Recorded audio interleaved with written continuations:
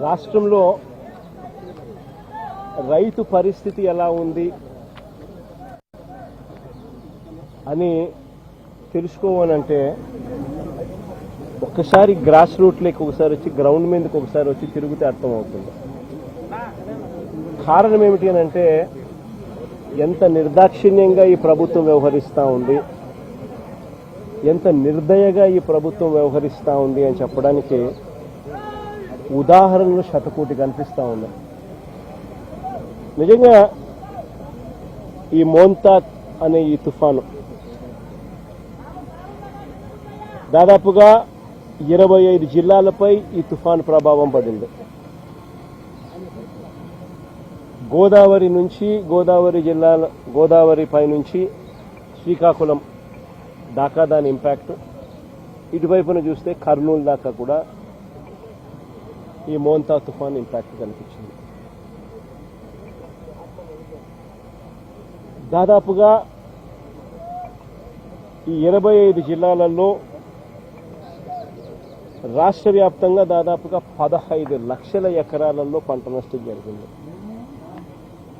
నిజంగా ఎప్పుడు ఊహించని విధంగా ఈ తుఫాను వల్ల పంటలు నష్టపోయిన పరిస్థితులు చోటు చేసుకున్న పరిస్థితులు ఇవి. ఎందుకు ఈ పరిస్థితి వచ్చింది అని అంటే కారణం వరి అన్నది అత్యధికంగా ఈ 15 లక్షల ఎకరాలలో దాదాపుగా 11 లక్షల ఎకరాలు పంట నష్టం జరిగింది వరి పంటకి. ఈ వరి అన్నది కరెక్ట్గా గింజలు పాలు పోసుకునే పరిస్థితిలో ఉన్నప్పుడు జరిగిన దారుణమైన పరిస్థితి ఇది.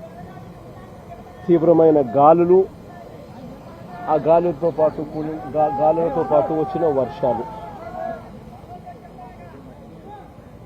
నిజంగా ఎంత దారుణమైన పరిస్థితి అన్నది చెప్పడానికి ఒకసారి చూస్తే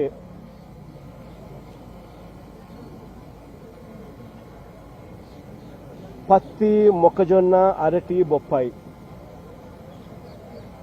ఇవన్నీ కూడా లెక్కేసుకుంటే దాదాపుగా మరో 4 లక్షల ఎకరాలు అటు ఇటుగా.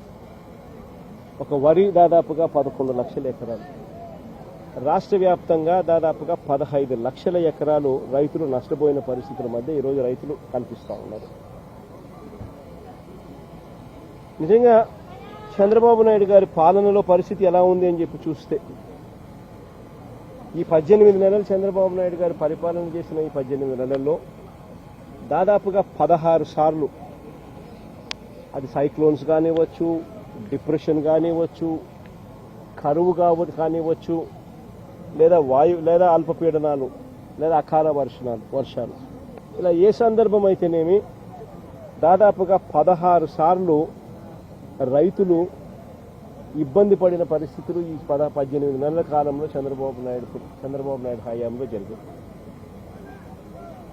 ఈ 18 నెలలుగా దాదాపుగా 16 సార్లు రైతులు ఇబ్బంది పడ్డ పరిస్థితులు ఎదురైనాయి.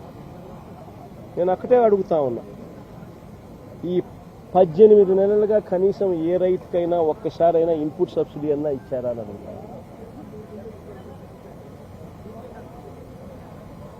కనీసం ఏ రైతుకన్నా ఒక్కసారైనా కూడా కనీసం ఇన్సూరెన్స్ డబ్బన్నా కనీసం ఏ రైతైనా చూశాడా అని అడుగుతా ఉన్నా.